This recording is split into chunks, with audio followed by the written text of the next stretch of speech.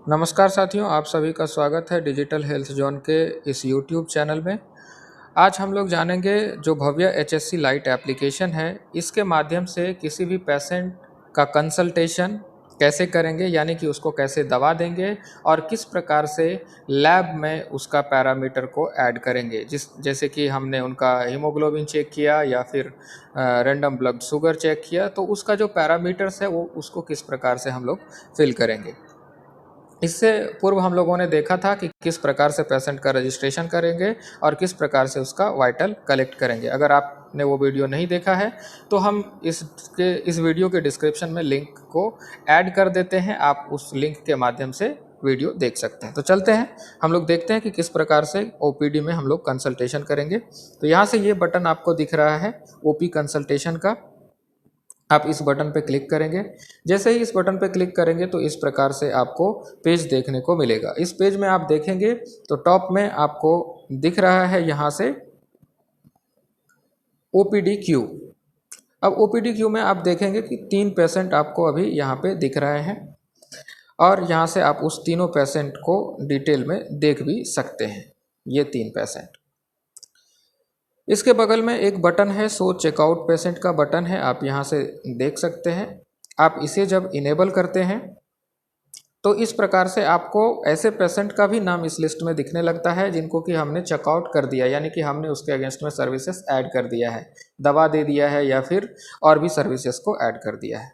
अगर हमें उस पेशेंट को नहीं देखना है तो इस बटन को हाइड करेंगे तो हमें ऐसे पेशेंट का लिस्ट दिखना बंद हो जाएगा जिनको कि हमने चेकआउट कर दिया है। नेक्स्ट आता है, आप यहाँ से देखेंगे बॉक्स है, इस बॉक्स के माध्यम से आप पेशेंट को सर्च कर सकते हैं उसके नाम से, मोबाइल नंबर से और उसके रजिस्ट्रेशन नंबर से। यहाँ से आपको डेट देखने को मिलेगा, आप यहाँ से देख सकते हैं, आप यहाँ से डेट चेंज भी कर सकते हैं। नेक्स्ट आता है, यहाँ से पेशेंट का डिटेल दिख रहा है और इसके आगे में आप देखेंगे तो यहाँ से एक्शन का बटन दिख रहा है। इस एक्शन वाले बटन पे आपको क्लिक करना है। जैसे ही आप इस एक्शन वाले बटन पे क्लिक करते हैं तो आपको यहाँ से इस प्रकार से जो है कंसल्टेशन का पेज दिखाई देता है। अब इस कंसल्टेशन पेज में आप देख सकते हैं कि पहले नंबर पे लिखा हुआ है स्टार्ट टेली कंसल्टेशन और उसके ऊपर में आपको दिखता है पेशेंट का डेमोग्राफी डिटेल। अगर आपको टेली कंसल्टेशन करना है तो आप यहाँ से टेली कंसल्टेशन वाले बटन पे क्लिक करेंगे। जैसे ही क्लिक करेंगे तो यहाँ आप देखेंगे एक मैसेज आ रहा है कि कंटिन्यू विदाउट मोबाइल नंबर। हमने जब इस पेशेंट का रजिस्ट्रेशन किया था तो मोबाइल नंबर फिल नहीं किया था, इस वजह से ये मैसेज आ रहा है। अगर आपने या फिर हमने यहाँ पे मैसेज मोबाइल नंबर ऐड किया रहता तो ये जो है मैसेज शो नहीं करता। अभी हम यस पे क्लिक करेंगे तो कनेक्ट करने का ऑप्शन आएगा। कनेक्ट पे क्लिक करके आप अपना संजीवनी का आईडी पासवर्ड यहाँ से फिल करेंगे, लॉगिन करेंगे तो इस पेशेंट के डेमोग्राफी डिटेल को रीडायरेक्ट कर देगा और आपके ई संजीवनी पोर्टल पे आप वहाँ से केस क्रिएट कर सकते हैं। नेक्स्ट हम आगे बढ़ेंगे तो आपको दिखेगा यहाँ से प्रेजेंट कंप्लेंट, आप यहाँ से कंप्लेंट मेंशन कर सकते हैं। हमने पहले ही इसका मेंशन कर रखा है वाइटल के दौरान, जब वाइटल कैप्चर कर रहे थे तो यहाँ से हमने वो डाटा फिल कर रखा था, तो ये यहाँ पे रिफ्लेक्ट हो रहा है। आपको यहाँ से ड्यूरेशन मेंशन करना है कि कितने दिनों से, और यहाँ पे फिल्टर दिया हुआ है आवर्स का, मंथ का और ईयर्स का, आप यहाँ से सेलेक्ट कर सकते हैं। डायग्नोसिस वाले सेक्शन में आप डायग्नोसिस ऐड कर सकते हैं कि किस प्रकार का डायग्नोसिस आप इस पेशेंट को दे रहे हैं। नेक्स्ट आगे बढ़ेंगे तो प्रिस्क्रिप्शन का सेक्शन होगा। प्रिस्क्रिप्शन में आप देख सकते हैं कि यहाँ पे ड्रग लिखा हुआ है, इस पर आप क्लिक करेंगे तो लिस्ट ऑफ मेडिसिन आपको देखने को मिलेगा। आप जो भी मेडिसिन ऐड करना चाहते हैं सर्च करके यहाँ से सेलेक्ट करेंगे तो वो मेडिसिन यहाँ पे आपको दिखेगा। नेक्स्ट आता है फ्रीक्वेंसी का, आप यहाँ से फ्रीक्वेंसी सेलेक्ट करेंगे, यानी कि कब कब इनको खाना है। हमने अभी सेलेक्ट किया है मॉर्निंग और इवनिंग। कितने दिनों के लिए दे रहे हैं तो यहाँ से नंबर ऑफ डेज हम सेलेक्ट करेंगे। जैसे ही नंबर ऑफ डेज सेलेक्ट किया, यहाँ पे आप देख सकते हैं कि क्वांटिटी रिफ्लेक्ट हो रहा है। ये कैलकुलेट होकर के ऑटोमेटिक यहाँ पे आ जाता है। अगर आपको कुछ इंस्ट्रक्शन देना है तो आप इस बॉक्स में इंस्ट्रक्शन दे सकते हैं, यानी कि हम अभी दे रहे हैं कि इसको SOS खाना है। आप यहाँ से भी SOS सेलेक्ट कर सकते हैं, आपको यहाँ पे ऑप्शन देखने को मिलेगा ये यहाँ पे। नेक्स्ट आगे बढ़ेंगे तो यहाँ से आपको देखने को मिलेगा ऑर्डर लैब टेस्ट, यानी कि आप यहाँ से ऑर्डर कर सकते हैं लैब टेस्ट को, यानी कि जो भी टेस्ट आपको कराना है। हम यहाँ से ब्लड शुगर सेलेक्ट करते हैं और हीमोग्लोबिन सेलेक्ट करते हैं और यहाँ से कंफर्म करते हैं। आप देखेंगे जो जो टेस्ट हमने सेलेक्ट किया था उसका नाम यहाँ पे आपको रिफ्लेक्ट हो रहा है, ये यहाँ पे। एक चीज़ ध्यान रखने वाली बात है, जिस पेशेंट के अगेंस्ट में आप यहाँ से टेस्ट रिकमेंड करेंगे उसी पेशेंट का डिटेल जो है लैब वाले सेक्शन में रिफ्लेक्ट होगा। आप जिस पेशेंट को यहाँ से रिकमेंड नहीं करेंगे उसका नाम लैब वाले सेक्शन में रिफ्लेक्ट नहीं होगा।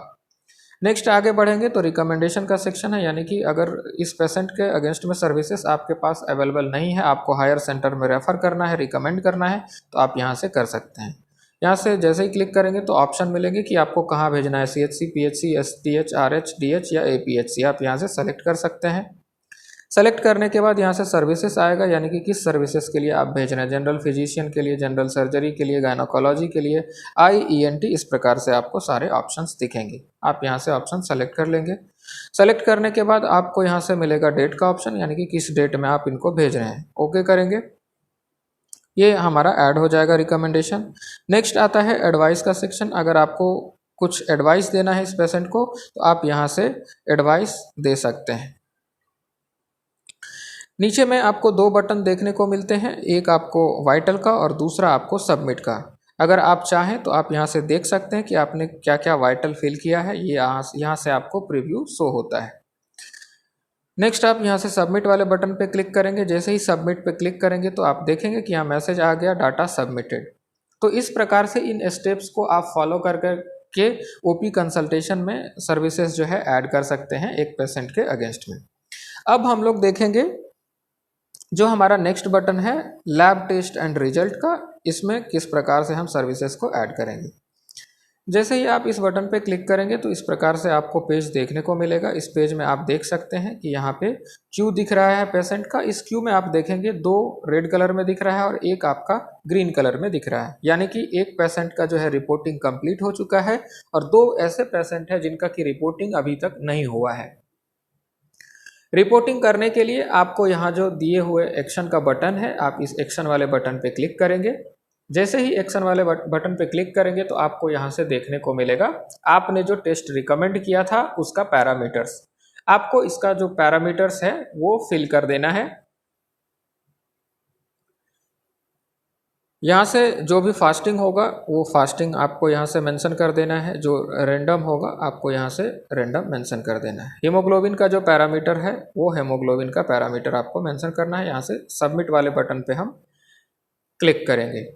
जैसे ही सबमिट वाले बटन पे क्लिक करेंगे तो आप यहाँ से देख सकते हैं कि आपको ये मैसेज दे रहा है, ये केस जो है NCD का है। चूँकि आपने जो ब्लड शुगर और में रैंडम और फास्टिंग का पैरामीटर डाला है वो काफ़ी बढ़ा हुआ है, इस वजह से ये आपका NCD केस डिटेक्ट हुआ है। अगर आप ओके करते हैं तो इसी में जो एक बॉक्स बना हुआ है NCD का, उसमें इस पेशेंट का डिटेल चला जाएगा। अगर आप इस पैरामीटर को नॉर्मल रखते हैं, लाइक हमने इसका पैरामीटर फिल कर दिया, हीमोग्लोबिन को कर दिया 14, अब आप देखेंगे कि किसी भी प्रकार का मैसेज आपको यहाँ पे नहीं दे रहा है, यानी कि अगर ये नॉर्मल रहेगा तो आपको किसी भी प्रकार का मैसेज नहीं मिलेगा। नीचे 2 बटन मिलते हैं कैंसिल और कंफर्म करने का। आप यहाँ से कंफर्म करेंगे तो डाटा जो है आपका सेव हो जाएगा। तो अभी हम लोग देख लिए 2 बटन के बारे में और किस किस प्रकार से हम सर्विसेज ऐड कर सकते हैं, ये हमने देखा। नेक्स्ट वीडियो में हम लोग जानेंगे कि NCD पेशेंट में कैसे ये पेशेंट रिफ्लेक्ट होता है और किस प्रकार से हम स्कैन एंड शेयर करेंगे और उसके बाद किस प्रकार से हम आभा जनरेट करके उसका EHR लिंक करेंगे। मिलते हैं नेक्स्ट वीडियो में। अगर आपको वीडियो अच्छा लगा हो तो लाइक करिए। वीडियो में बने रहने के लिए बहुत बहुत धन्यवाद।